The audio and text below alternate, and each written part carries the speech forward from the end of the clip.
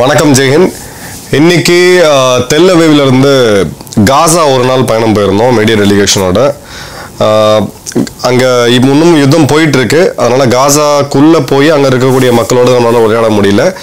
But இவங்க side அந்த October 7 நடந்த தாக்குதல், அவங்க கேட்டெல்லாம் எப்படி உடச்சிட்டு உள்ளே வந்தாங்க, என்ன மாதிரியான தாக்குதல் நடந்துச்சு அப்படின்றதெல்லாம் டீட்டெயிலாக பார்த்தோம். ஹெக்டிக் ஷெடியூல், அதனால் உடனே வீடியோ அப்லோட் பண்ண முடியல. பட் இந்தியாவுக்கு வந்த பிறகு ஒரு டீட்டெயில் டாக்குமெண்ட்ரி, இதுவரை நம்ம பார்க்காத டாக்குமெண்ட்ரியை நம்ம கண்டிப்பாக பண்ணுவோம். இப்போ ஒரு மிக முக்கியமான அப்டேட் நிகழ்ந்திருக்கு. அது என்னன்னா, நேற்று ட்ரம்ப் ஹமாஸுக்கு ஒரு வார்னிங் கொடுத்ததை நம்ம பார்த்தோம். ஹமாஸ் உடனடியாக நாங்கள் பேச்சுவார்த்தைக்கு வரோம் அப்படின்னு சொன்னதை நம்ம பார்த்தோம். இப்போ இஸ்ரேல் முழுக்க இங்கே இருக்கக்கூடிய நூற்றுக்கான மக்கள்கிட்ட உரையாடும் போது அவங்க எல்லாமே சொல்கிறது என்னென்னா, பிணைய கைதிகளை திரும்ப கொடுத்துட்டா போதும். இந்த போர் அப்படின்றது பப்ளிக் சென்டிமெண்ட், நான் சொல்கிறேன், பொலிட்டிக்கல் சென்டிமெண்ட் வேறு மாதிரி இருக்கலாம். பப்ளிக் சென்டிமெண்ட் அவங்களுமே விரும்பலை. ஜஸ்டிஸ் வேணும். ஹமாஸோட அந்த பயங்கரவாத தலைவர்கள் கொல்லப்பட்டது அந்த பாட்டை சாட்டிஸ்ஃபை பண்ணிடுச்சு. செகண்ட் பார்த்தீங்க அப்படின்னா, இதுக்கு உண்டான அந்த பணைய கைதிகளை திரும்ப கொடுங்க. ஒருவேளை அவங்க இறந்திருந்தா அவங்க உடல்களை கொடுங்க, எங்களுக்கு ஈம சடங்கு செய்யணும்னு சொல்லிட்டு. அந்த ஈம சடங்குன்ற அந்த வார்த்தையை நான் எல்லா இடத்துலையுமே ஆல்மோஸ்ட் 90% அங்கே பேசின எல்லாருமே சொல்கிறாங்க, இறந்துட்டுன்னு சொல்லிட்டு எங்களுக்குன்னு சில சடங்குகள் இருக்குன்ட்டு. ஸோ மத ரீதியாகவும் சரி, உணர்வு ரீதியாகவும் இது ஒரு எமோஷனலான விஷயமா இருக்குது. ட்ரம்ப் நேற்று பேசும்போது ஒரு பதிவு என்ன போட்டிருந்தாரு அப்படின்னா, எல்லா பிணைய கைதிகளையும் உடனடியாக விடுவிக்கணும் ஹமாஸ். என்னுடைய டேர்ம்ஸுக்கு பேச்சுவார்த்தைக்கு இருக்கக்கூடிய டேர்ம்ஸுக்கு இஸ்ரேல் ஒத்துக்கிட்டாங்க, ஹமாஸ் ஒத்துக்காட்டி பயங்கரமான விளைவுகளை சந்திக்க வேண்டியது இருக்கும்னு சொல்லி வழக்கம் போல ஒரு ட்விட்டர் அந்த சோஷியல் ட்ரூத் பதிவில் போட்டிருந்தாரு. அதுக்கு உடனடியாக ஹமாஸ் 2 மணி நேரத்தில் ரியாக்ட் பண்ணாங்க. அதையும் நம்ம போன வீடியோவில் பார்த்தோம். அதன் பிறகு இன்னைக்கு காலையில் இங்கே இருக்கக்கூடிய நேரப்படி ஒரு 2.5 மணி நேரம் 3 மணி நேரம் முன்னாடி இருக்கோம் இந்தியாவோட. ஸோ இவங்க பிரதமர் என்ன சொன்னார்னா, நாங்கள் அமெரிக்காவோட டேர்ம்ஸுக்கு ஒத்துக்கிட்டோம் அப்படின்னு சொன்னாங்க. அதன் பிறகு ஒரு 2 மணி நேரம் கழித்து கத்தாரில் இருக்கக்கூடிய தோஹா மேலே, இந்த தோஹாவில் குறிப்பாக கத்தார் உங்களுக்கு தெரியும், ஹமாஸோட தலைவர்களை பல வருஷமாக அவங்க அங்கே வச்சுக்கிட்டு இருக்காங்க. ஒரு வகையாக பார்த்தீங்கன்னா பொலிட்டிக்கல் அசைலம்னு நம்ம சொல்லலாம். அந்த ஒரு பில்டிங் மேலே இஸ்ரேலுடைய விமானப்படை தாக்குதல் நடத்திருக்காங்க. கத்தாருக்கு உள்ளே புகுந்து கத்தாரில் இருக்கக்கூடிய தலைநகரமான தோஹாவில் அங்கே இருக்கக்கூடிய ஒரு மிக முக்கியமான டார்கெட் ஹமாஸோட லீடர்ஷிப்பை இவங்க தாக்கியிருக்காங்க. உடனடியாக கத்தார் என்ன சொன்னாங்கன்னா, இது ஒரு கவர்ட் ஆக்ட், ஒரு கோழைத்தனமான தாக்குதல், இதை இஸ்ரேல் செஞ்சாங்க அப்படின்னாங்க. இஸ்ரேலோடைய அதிகாரிகள்கிட்ட பேசும்போதுமே அவங்க அதை பற்றி எதுவுமே ஓப்பனாக பேசலை. பிறகு இவங்க ஒரு அறிக்கை விடுறாங்க, டிப்பிக்கல் இஸ்ரேலி ஸ்டைல், ஹமாஸோட மொத்தத்தையுமே நாங்கள் முடிக்காமல் விட மாட்டோம், ஹமாஸோட தலைமை யார் எங்கே இருந்தாலும் நாங்கள் தேடி வேட்டையாடுவோம் அப்படின்ற மாதிரி. அப்போது இந்த தோஹாவில் நடந்த தாக்குதலில் இவங்க தான் பண்ணியிருக்காங்க அப்படின்றது தெரியுது. அதன் பிறகு அமெரிக்காவுடைய அதிபர் ட்ரம்ப்போடைய அப்ரூவல் இதுக்கு இருக்கு அப்படின்னு சொன்னாங்க. உடனடியாக சோஷியல் மீடியாவில் ரியாக்ஷன் பார்க்கும் பொழுது, காசாவில் கொஞ்சம் நெட்வொர்க் கம்மி, அதனால அந்த சைடு நம்ம ஃபுல்லாக இது பண்ண முடியல. பட் சோஷியல் மீடியா பார்க்கும் பொழுது ட்ரம்ப்போடைய ஆதரவாளர்கள் நேற்றே சொன்னார், ட்ரம்ப் எங்கள் தலைகிட்ட வச்சுக்கிட்டிங்கன்னா இப்படி தான் ஆகும் அப்படின்ற மாதிரியான ஒரு நரேட்டிவை அவங்க பில்ட் பண்ணிட்டு இருக்காங்க. இங்கே இருக்கக்கூடிய சில, அதாவது இப்போ இது ஒரு ஜனநாயக நாடு, ஒரு பியூட்டியாக தான், எல்லாருமே அரசுக்கு ஆதரவாக பேசணும்னு அவசியம் கிடையாது. இல்லை ட்ரம்ப்பை இஸ்ரேலியோடைய பிரதமர் இப்போ கரெக்டாக பயன்படுத்திக்கிறாரு, இதுக்கு ட்ரம்ப் எல்லாம் அப்ரூவல் கொடுக்கறதுக்கான வாய்ப்பு கிடையாது. ஏன்னா இது ஒரு பெரிய எஸ்கலேஷன். அது கத்தாருக்குள்ள உங்க விமானப்படையை அனுப்பிச்சு அங்கே இருக்கக்கூடிய தலைநகரமான தோஹாவில் ஒரு குண்டை போடுறது அப்படின்றது சாதாரண விஷயம் கிடையாது. ஏன்னா கத்தார் அமெரிக்காவுடைய ஒரு நெருங்கிய நண்பன், மிகப்பெரிய அமெரிக்காவுடைய இராணுவ தளம் அப்படின்றது கத்தாரில் இருக்கு. ஒரு கிட்டத்தட்ட ஒரு நாட்டோ பார்ட்னரை விட ஒரு அதிகமான ஒரு ஸ்டேட்டஸ் கத்தாருக்கு இருக்கு. அப்போ இது ஏன் இவங்க பண்ணாங்க அப்படின்னு கேள்வி எழும் பொழுது, நேற்று இங்கே நடந்த ஒரு பயங்கரவாத தாக்குதல், ஜெருசலேமோடைய ஒரு மிக முக்கியமான ஜங்ஷன் நடந்த பயங்கரவாத தாக்குதல். அதன் பிறகு பார்த்தீங்க அப்படின்னா இங்கே இருக்கக்கூடிய மனநிலை என்ன இருக்குன்னா, இது முடிய போகிறது கிடையாது, இவங்க இப்படி தான் பண்ணிக்கிட்டு இருப்பாங்க, இதுக்கு ஒரு தீர்வு இது மொத்தமாகவே முடியணும் அப்படின்னா இந்த பிணைய கைதிகளை கொண்டு வரணும் அப்படின்ற அந்த மனநிலை வரும்போது, இந்த மாதிரியான பயங்கரவாத தாக்குதல் நடக்கும்போது அந்த மனநிலை மீண்டும் ஒரு வன்மமாகவும் கோபமாகவும் குரோதமாகவும் போகுது. 2000 வருஷம் பழமையான ஒரு யுத்தம் இது. இது இன்னைக்கு நேற்று ஆரம்பிச்சது கிடையாது. இப்போ 2 விஷயம் நம்ம ஜியோ பொலிட்டிக்கலாக புரியணும். ட்ரம்ப் உத்தரவு கொடுக்கலனா கூட இப்போ ட்ரம்ப்பால் பேக் அவுட் பண்ண முடியாது. ஏன்னா மிரட்டினது ட்ரம்ப். நேற்று இன்னைக்கு இந்த இடத்துல சம்பவம் செஞ்சது இஸ்ரேல்.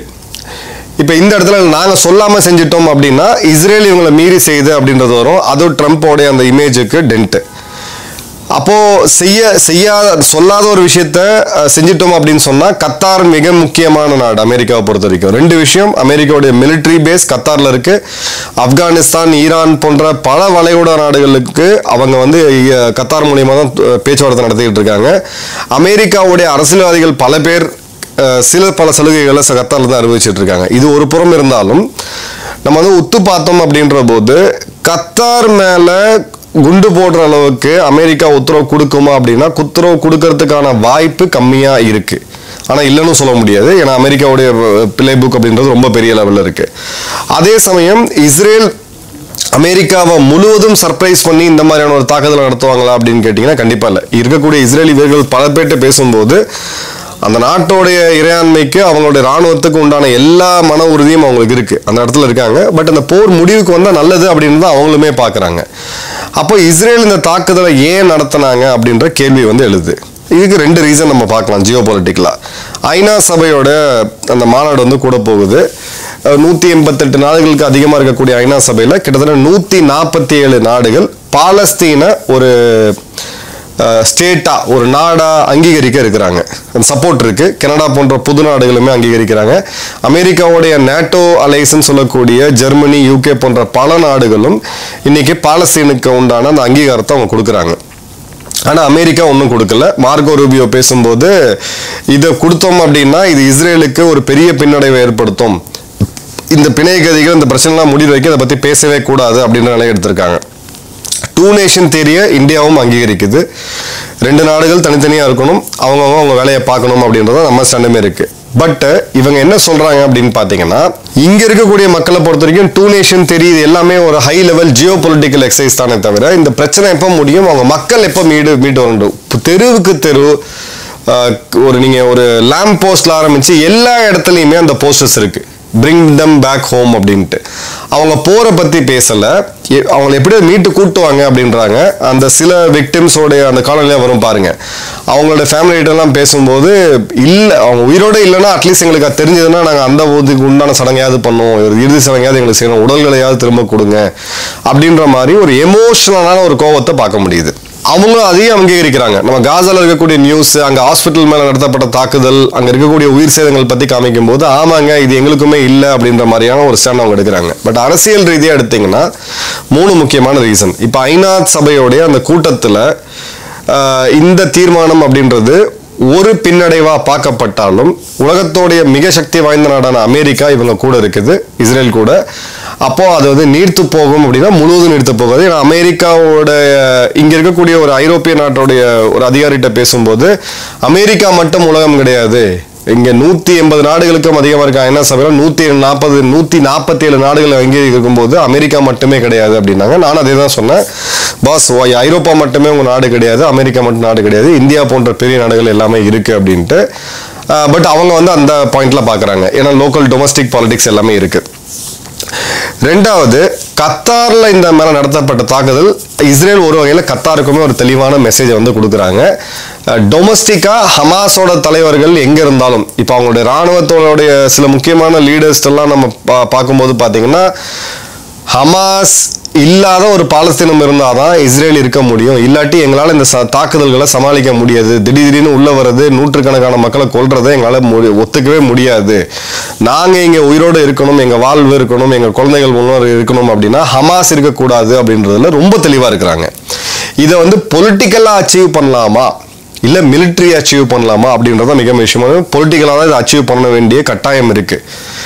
2வது அமெரிக்காவை பக்காவா, ஏதாவது அமெரிக்காவை ட்ரம்ப்பை பக்காவா பயன்படுத்துறாங்க அப்படின்ற அந்த ஒரு பார்வையுமே இருக்கு. இப்போ நம்ம ஹோட்டல் நம்ம திரும்ப வரும்போது ரொம்ப இங்கேருந்து காசா அப்படின்றது கிட்டத்தட்ட 2 மணி நேரம் எல்லாம் முடிச்சு அவங்க எல்லாம் பேசி அங்கே இருக்கிறதெல்லாம் பார்த்து எல்லாம் முடிச்சுட்டு வரும்போது கிட்டத்தட்ட மணி இப்போ இரவு 9. இப்போ இந்த சமயத்துலையுமே பார்த்தீங்கன்னா திடீர்னு ஒரு அலர்ட்டும் இவங்க கொடுத்தாங்க, மேபி ஒரு தாக்குதல் நடக்கிறதுக்கான வாய்ப்புகள் இருக்குது அப்படின்னு சொல்லி இந்த ஹோட்டலில் இருக்கக்கூடிய சேஃப் ரூம்ஸ் ஒருவேளை ஒரு ஏவுகணையோ ஒரு ராக்கெட் தாக்குதலோ நடந்தால் நீங்கள் எங்கே போயிருக்கணும்னு சொல்லி அந்த செக்யூரிட்டி ப்ரோட்டோக்காலை ப்ரீஃப் பண்ணாங்க. பட் இயல்பு வாழ்க்கையை விட்டு அவங்க மாறுறதே கிடையாது. நமக்கு வேணால் அது புதுசாக இருக்கலாம், இங்கே இருக்கக்கூடிய நிறைய மீடியா நண்பர்கள் கொஞ்சம் பயந்தாங்க. பட் இது ஒரு ப்ரோட்டோகால், செக்யூரிட்டி ப்ரோட்டோகால். ஸோ அவங்க ஒரு தாக்குதல் நடத்தும் போது இப்போ நம்ம அவங்க தலைநகரான மையப்பகுதி நம்மளுடைய இந்த ஸ்க்ரீனை விளக்கிட்டு பார்த்தோம் அப்படின்னா இந்த இருக்கக்கூடிய டெல் அவீவ் பீச் ரோட்டில் எல்லா தூதரகங்களுமே இருக்குது. அப்போ இங்கே வரைக்கும் தாக்குதல் நடத்துறதுக்கான வாய்ப்பு இருக்குது அப்படின்னு அவங்க கணிக்கிறாங்கன்னா எதுக்கும் தயார் அப்படின்ற மனநிலையில் தான் இருக்கிறாங்க. ஸோ இது ஒரு நியூ டெவலப்மெண்ட். இதை இன்னும் ஒத்து கவனிக்க வேண்டிய கட்டாயம் இருக்குது. ஏன்னா இதில் இன்னும் நிறையா பாலிடிக்ஸ் அன்ஃபோல்ட் ஆகுது.